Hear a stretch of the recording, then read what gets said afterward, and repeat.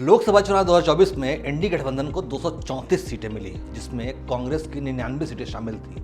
जाहिर सी बात है कि इससे विपक्ष का हौसला तो बुलंद हुआ, लेकिन चुनाव समाप्त होने के बाद एसोसिएशन फॉर डेमोक्रेटिक रिफॉर्म्स यानी एडीआर और नेशनल इलेक्शन वॉच यानी एनईडब्ल्यू के जो आंकड़े सामने आए हैं, वो ये बताते हैं कि कांग्रेस और उसके साथियों के पास उतना जनसमर्थन मौजूद नहीं है जितना कि वो शोर मचा रहे हैं।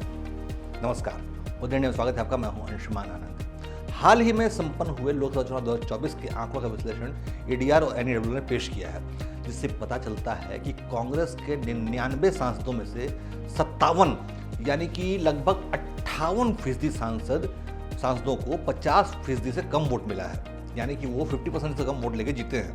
वहीं यूपी में कांग्रेस की सबसे बड़ी सहयोगी समाजवादी पार्टी के कुल 37 सांसदों में से 32 यानी लगभग 86% सांसद 50% से कम वोट पाकर जीते हैं।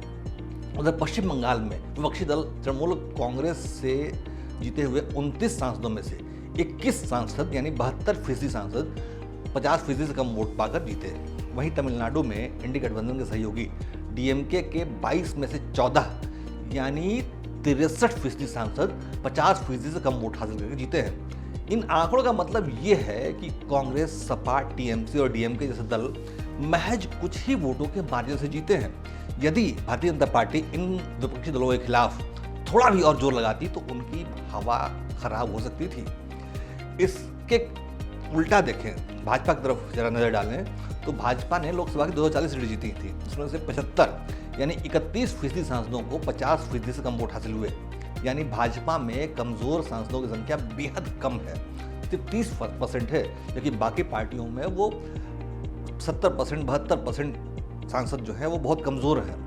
और केवल यही नहीं, बल्कि एडीआर और एनईडब्ल्यू ने 70% से ज़्यादा वोट पाकर जीतने वाले सांसदों की लिस्ट भी जारी की है। इस बार की लोकसभा में 7 ऐसे महायोद्धा सांसद हैं जो कि 70% से ज़्यादा वोट पाकर यानी कि भारी जनसमर्थन हासिल करके जीते हैं। और खास बात मैं आपको बताऊं कि ये सभी 7 सांसद भाजपा के हैं, जिन्हें जनता ने जबरदस्त समर्थन प्रदान किया। इसमें से पहला नंबर आता है इंदौर के भाजपा सांसद शंकर लालवानी का, जो कि 78.54% वोट हासिल करके जीते हैं। जबकि दूसरे नंबर पर गुजरात के नवसारी से जीते सीआर पाटिल हैं, जिन्हें 77% से ज़्यादा वोट मिले। उधर एमपी के विदिशा से पूर्व मुख्यमंत्री और वर्तमान इस बारी कैबिनेट में कृषि मंत्री शिवराज सिंह चौहान ने भी 77% वोट पाकर जबरदस्त जीत दर्ज की।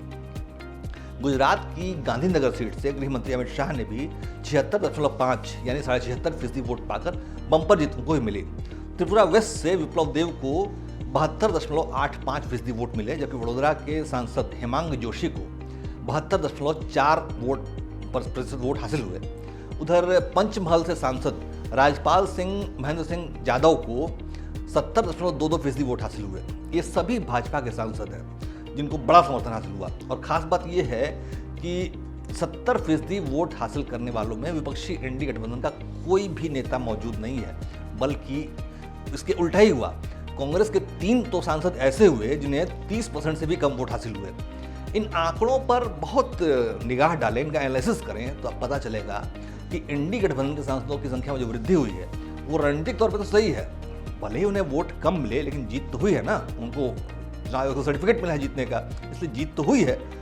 लेकिन ये जीत नैतिक नहीं है, क्योंकि मतदाताओं का वोट बढ़ जाने की वजह से विपक्षी सांसद जीत तो गए, लेकिन उन्हें अपने क्षेत्र की आधी जनता का समर्थन भी हासिल नहीं हुआ।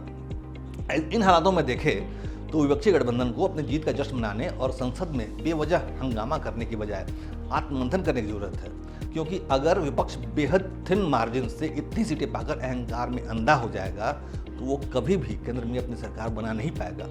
ये उनकी आलोचना नहीं है, बल्कि उनकी भलाई के लिए सलाह दे रहा हूँ मैं।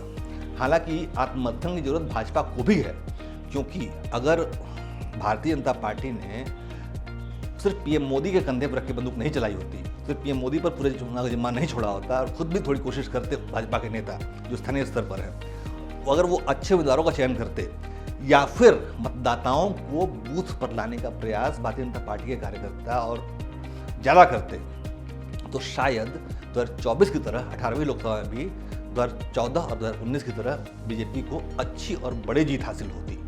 एडीआर के इन आंकड़ों को गौर से देखें तो ये समझ में आता है कि जो कांग्रेस और बाकी दूसरे दलों की, विपक्षी दलों की जो सीटें हैं वो इतनी कम मार्जिन से जीती हुई सीटें हैं कि अगर थोड़ा भी प्रयास किया जाता, थोड़ा भी भाजपा प्रयास करती तो वो सीटें वो जीत सकते थे। ये तुक्का लगा है विपक्ष के हाथों में, वो जन समर्थन नहीं है।